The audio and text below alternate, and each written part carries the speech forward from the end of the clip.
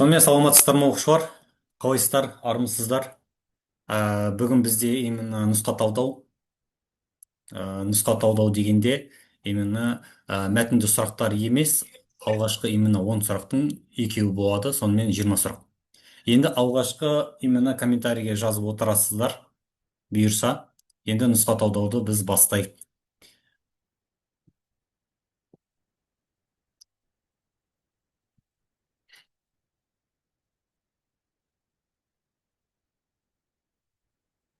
Итак, кеттік. Бірінші сұрағымыз 1616 жылы Қазақ хандығында болған маңызды оқиға. Бұл именно слифтардан келген сұрағымыз. Бізде қарап отырсақ, бұл жерде жазатын біраз нәрсе бар, да? Во-первых, именно біріншісі 1616 дегеніміздің өзі уже не? 1612. Уже подсказка. Қандай подсказка? 1616 жылдары примерно Қазақ хандығында кімдер билік етті? Кім біледі? Бұл 1598 1628 жылдары билік еткен ханымыз бар. Ол бізде Есім хан. Енді Есім ханға қатысты қарап отырсақ, именно бұл жерде Тәуке емес. Не үшін? Себебі 1680 мен 1715-18 жылдар билік еткен. Қасым хан болмады, себебі именно Қасым ханның билік еткен жылдарын білеміз, да? 1511, 18 немесе 21 деп келеді. Сондықтан Жәңгір хан емес, Есім ханның баласы. Біз бұл жерде именно 1628 немесе 29-52 жылдарға дейін деп келеді. Сондықтан жауабы С болады. Есім хан не істеді? Түркістанды астана етті. 1616. Әдемі дата бір жағынан. 16-16. Сондықтан бірінші жауап С болады. Қаршы, кеттік. Бізде именно бірінші сұрақ, егер сіздерге түсінікті болса, онда екінші сұраққа кеттік. Жалғастырамыз. Итак, екінші сұрағымыз біздің. Қарап отырсақ, ислам діні. Бұл именно көбінесе келген сұрақ. Ислам діні. Қандай дін? Мемлекеттік дін. Бірақ именно қазіргі біздің Қазақстан емес, айырылымыз біздер. Сондықтан именно ислам діні мемлекеттік тіл деп жариялаған. Біз білеміз, түрік қағанаты кірмейді. Себебі тәңіршілдік деп болған білеміз. Бұл батыс түрікте де болды. Бұл қарлықтар именно ең алғашқы ислам дінін қабылдаған тайпа деп келсе, ұбт-да бұның жауабы қарлықтар болады. Бірақ мемлекеттік дін деп бізде неше мемлекет бар? 4 мемлекет бар. Біріншісі, бұл біз білетін Қарахан мемлекеті. Қай жылдары? Кім біледі? 955 жыл деп келеді. Кім? Мұса. Мұса хан Қарахан мемлекетінде ислам діні мемлекеттік дін деп жариялаған.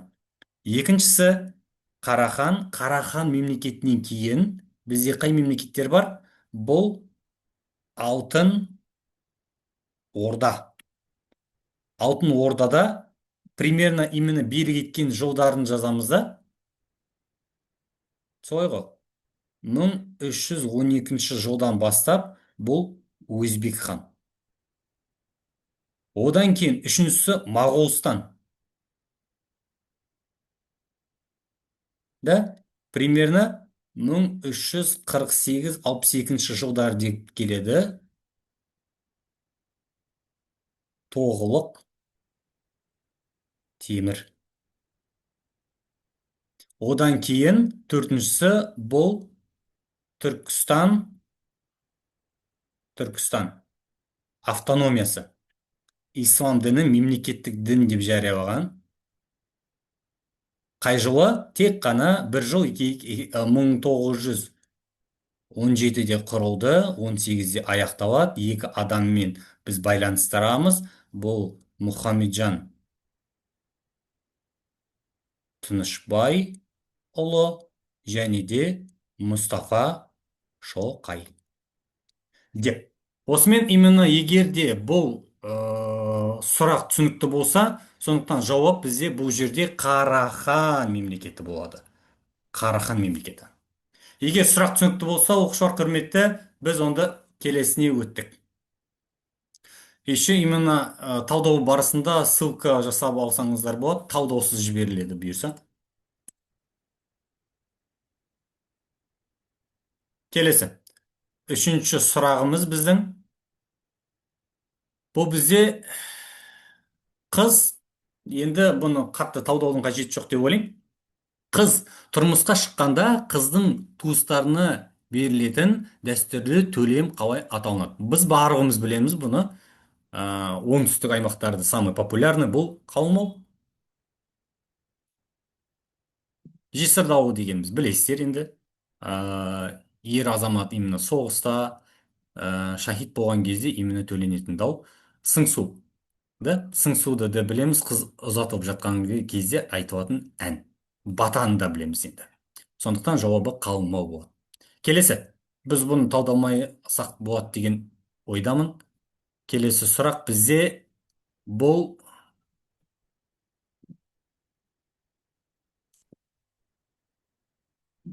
Келесі төртінші сұрақ. Енді бұған 1555 жылы Хақназар хан шабуыл жасаған мемлекет деп келеді көбінесе. Бізде енді Хақназар қай жылдары билік етті? Хақназар Қасымұлы. Бұл 1538-1580 жылдары билік етті. Көбінесе енді да көп сұрақ келген, ең ұзақ билік еткен хан. Тоже Хақназар. Да? Хақназар қай жылдары билік етті? 38-80 арасында. Енді Хақназар бұл жыл 1555 осы аралыққа кіріп тұрды. Сондықтан Хақназардың тұсында қазақ хандығына қосылған жер деп келсе, екі вариант бар. Біріншісі бұл Ноғай ордасының жерлері. Ноғай ордасы, немесе екінші бұл А вариант болса, тоже Б варианты тоже келеді. Бұл Жайық пен не арасында?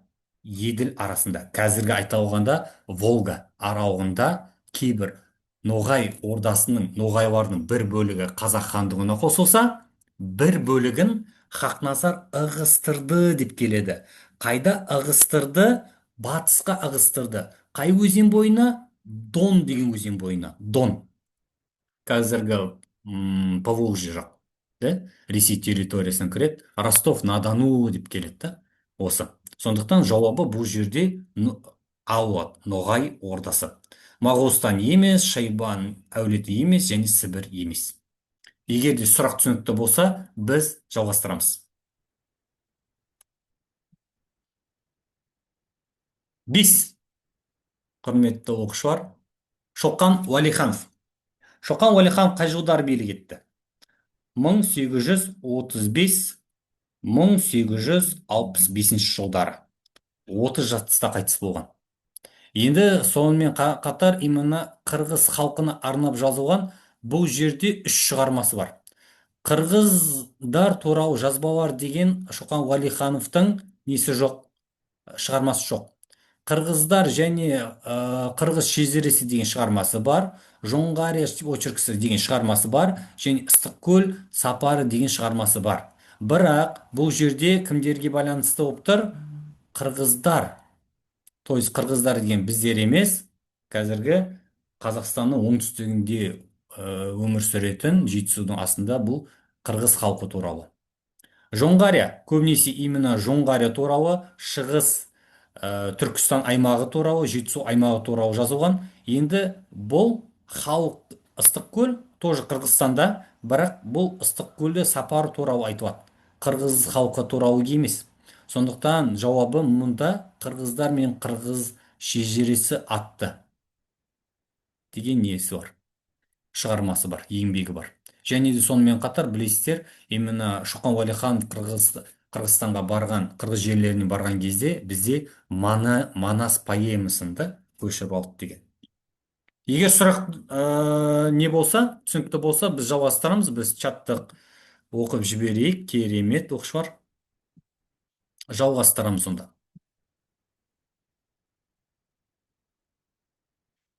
6-шы сұрақ. Бұхар жырау. Бұхар жырау туралы біз білеміз. абай ханның тұсында именно не істеген, бас кеңесшісі болған. Яғни бұхар жырау қалқаман ұлы қай жерде дүниеге келген, оны тек қана нақты білуіміз керек. Ол баянауыл, баянауылдікі, бұхар жырау қалқаман ұлы. Сұрақ түсінікті деп ойлаймын. Бұл қатты талдайтын бір сұрақ емес. Келесі сұрақ бізде, бұл жетінші сұрақ, керемет бір сұрақ, көбінесе популярны сұрақтардың бірі. Бұл мың подсказка. Жылдар әрдайым бізде подсказканың рөлін атқарады. 1728 жыл. Біз не білеміз? Қазақ жоңғар ең ұзақ уақыт не істелген соғыс, 100 жылдан астам. Да? Столетняя войнаны білесіздер ғой? Одан да асып кеткен соғыстардың бірі болып саналады. Қашан басталды? Сразу 1635 жылы құрылған жоңғар хандығы. Сол кезде басталады Батыр Қонтайшының тұсында. Және де официально жоңғар хандығы жойылған уақыт 1758 жылы. Қытайлықтар біржолата жоңғар мемлекетін жойды. Осы аралықта қазақтар мен жоңғарлар арасында көп жерлер үшін, әсіресе именно шығыс Қазақстан жерлері үшін болған соғыс болып саналады. Енді Орбұлақ шайқасын білесіздер ғой, тоже жоңғарлармен болды, бірақ қай жылы? 1643 жылы да. 500-600 әскерменен плюс Жалаңтөс Баһадүрдің 20 000 әскері неше адамға қарсы? 50 000 жоңғарға қарсы деп келеді. 1643. Орбұлақ емес, значит. Аңырақай аңырап қашты да. Ең алғаш рет бұл Аңырақай шайқасында Абылай хан не істеген? Разнара шыққан. Да? Аңырақайда алғадай деп аталынады. Жекпе-жекті бізде бұл 1730 жылы болған қысында. Бұлант шайқасы Аңырақай көбінесе ит ішпес Алакөл деп келеді. Ит ішпеген. Бұланты болса Қара сиыр деген жерде болған, 1728 жылы болған. Вот. Қазіргі Ұлытау, Қаракеңгір, Жезқазған аймағында болған. Ал Қарақұм бізде ол шайқас емес. Қарақұм ол бізде не? Кім біледі, оқушылар, құрметті оқушылар? Қарақұм және Ордабасы бұл бізде құрылтай бар. 1710, ал Ордабасы 1726 жылы деп келеді. Ордабасы. Сұрақ түсінікті болса, жауабы мұнда қайсысы болады? Бұланты шайқасы. Егер сұрақ түсінікті болса, біз жалғастырамыз, оқушылар, құрметті. Келесі. 8-ші сұрақ. 1000 подсказка. 2016 минус 150. 6, 11, 6, 1000 неше? Мәссаған, 150. Да? 1866. 1866-да Абай дүниеге келді ма? Абай 1845-те дүниеге келді. Шоқан 1835-те дүниеге келді. Ахмет Алиханнан 6 жасқа кіші, 1872 жылы дүниеге келді, ал Алихан 1866-да дүниеге келді. Бұл екеуі, Алихан мен именно Ахмет, бір жылы қайтыс болады, 1937 жылы репрессиядан қайтыс болды. Жауабы Алихан. Алихан Бөкейханның 150 жылдығы атап өтілді. Сұрақ түсінікті болса, біз жалғастырамыз, оқушылар. Кеттік. Кездестірдіңіздер ме? Бірде. ұбт-ны тапсырған кезде кездестірдіңіздер ме? Келесі сұрақ мұнда. 9. Ең оңай сұрақ. Қатты талдаудың қажеті жоқ деп ойлаймын, бірақ талдауға тырысайық. Түргеш қағандығы, Түргеш қағанаты немесе қай жылдары болған? 704-756 жылдары. Түргеш үшілік құрған. Бізде 3 қаласы бар. Бұл Суяб, бұл Күнгіт, бұл Тараз деген, Талас немесе Тараз деп келеді. 3 астана болған. Суяб қайда орналасқан? Шудың бойында. Күңгіт іле өзенінің бойында, ал Тараз бұл Талас өзенінің бойында. Сондықтан жауап Суяб болады. Егер сұрақ түсінікті болса, біз жалғастырамыз онда.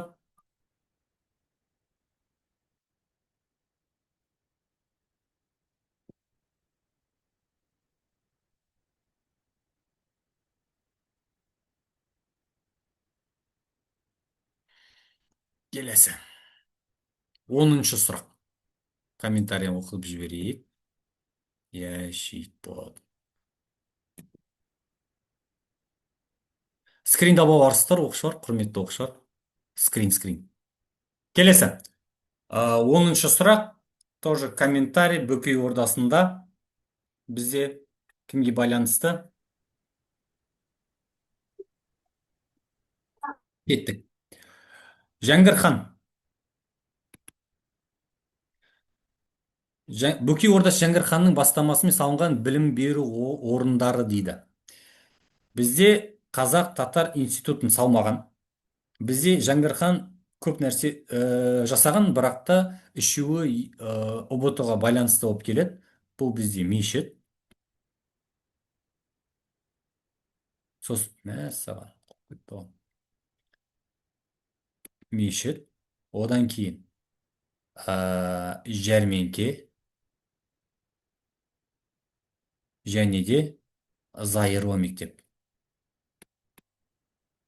Зайырлы мектеп. Енді соның ішінде, яғни Жәңгір хан бізде білім беруге атсалысқан. Кедей топтан именно шыққан балаларды, ақылды балаларды, қазіргі бізде бар ғой, болашақ бағдарламасы сияқты не істеген, шетелге оқытқызған. Сол кездегі шетел ол бізде Ресей территориясы.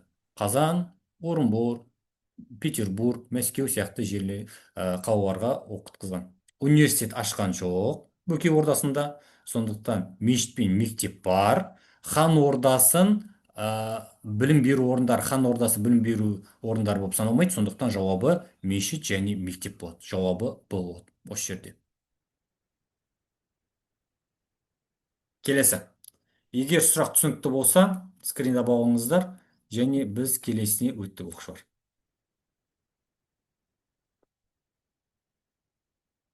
11-ші сұрақ. Дәл сондай форматта Жәңгір ханға қатысты мешіт пен мектеп салуындағы басты мақсат. То есть именно бір сұрақты үш форматта түсіндіруге тырысам. Неге именно Жәңгір хан білім беруге не істеген? Көңіл бөлген. Орыс әкімшілігінен тәуелсіз болуға ма? Жоқ.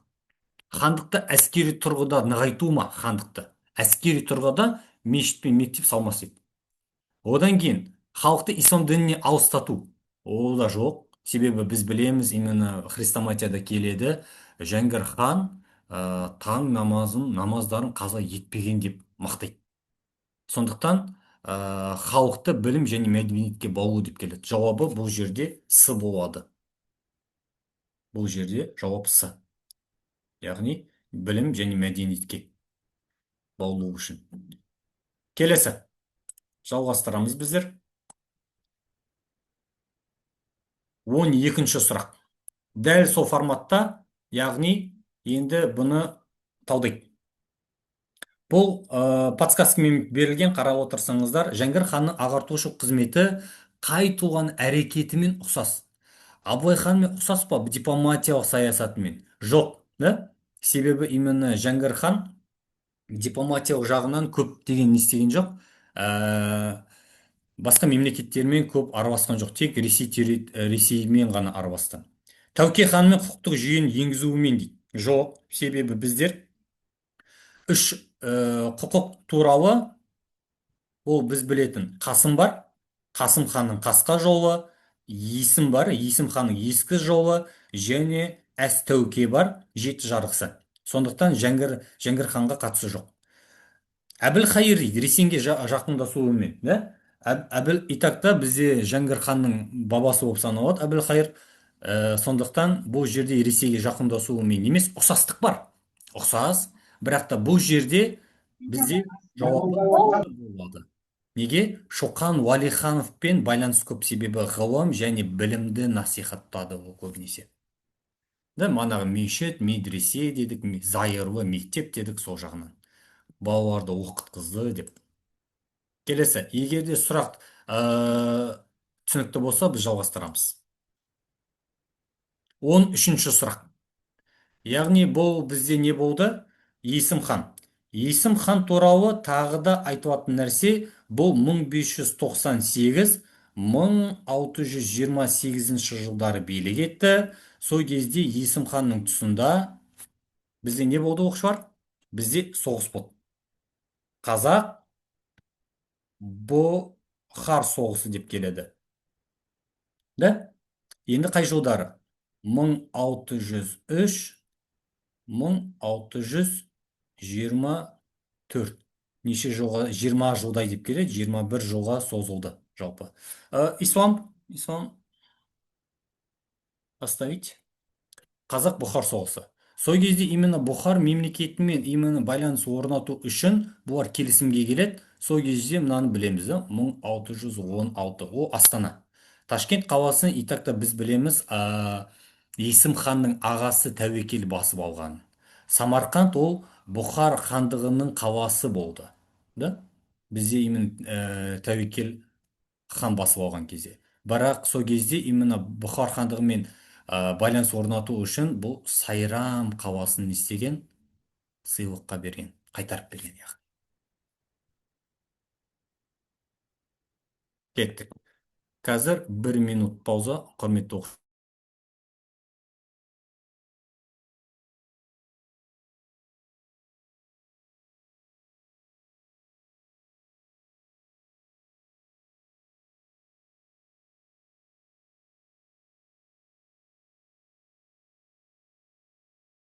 Кеттік. Оқушылар, құрметті оқушылар, егер түсінікті болса, біз жалғастырамыз.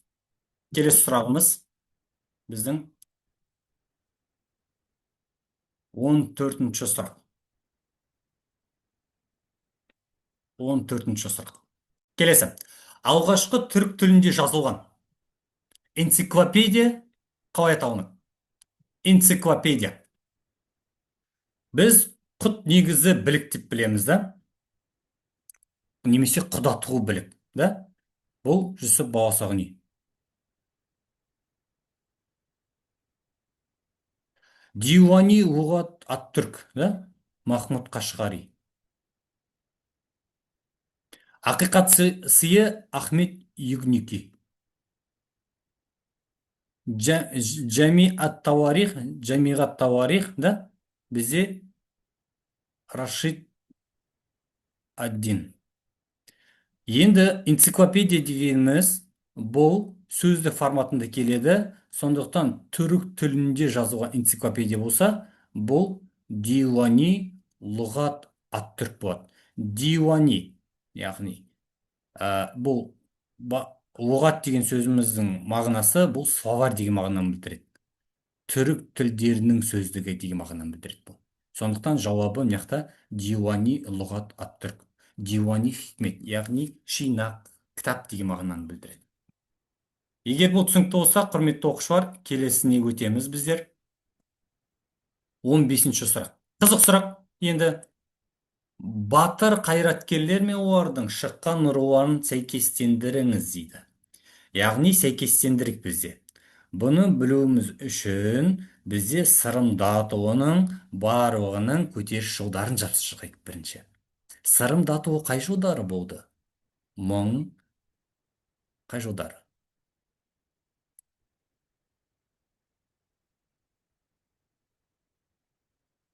1783-97 жылдар. 14 жылға созылды деп келеді. Исатай Махамбет 1836-38 жылдар. Жоламан Тіленші ұлынікі 1822-25 деп келеді. Кенесары Қасым оның барымыз білетін шығармыз 1837-47 жылдар. Енді бұлардың рулайын байланыстырып шығайық. Сырым Датұлы Байбақты руының старшыны болған.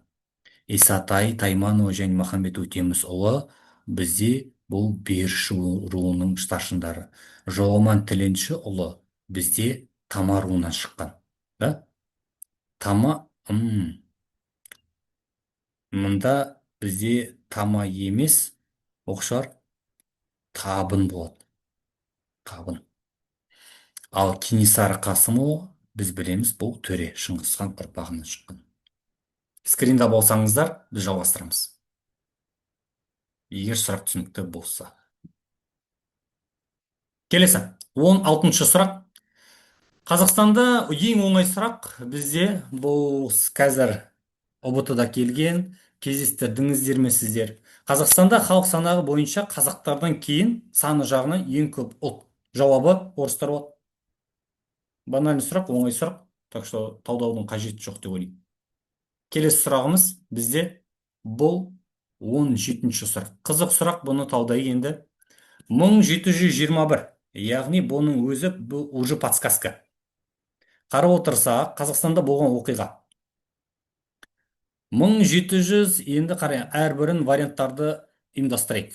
Бұл бізде ұжымдастыру дегеніміз қай жауап болды? 1900